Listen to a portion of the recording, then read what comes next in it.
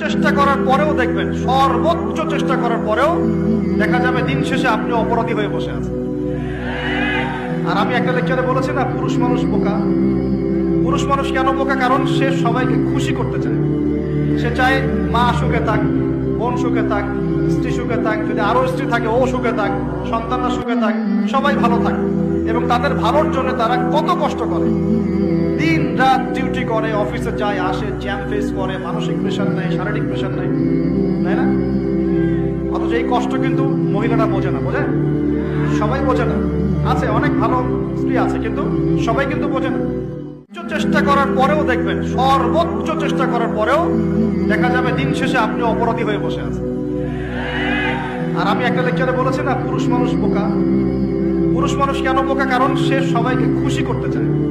সে চায় মা সুখে থাক, বোন সুখে থাক, স্ত্রী সুখে থাক, যদি আরো স্ত্রী থাকে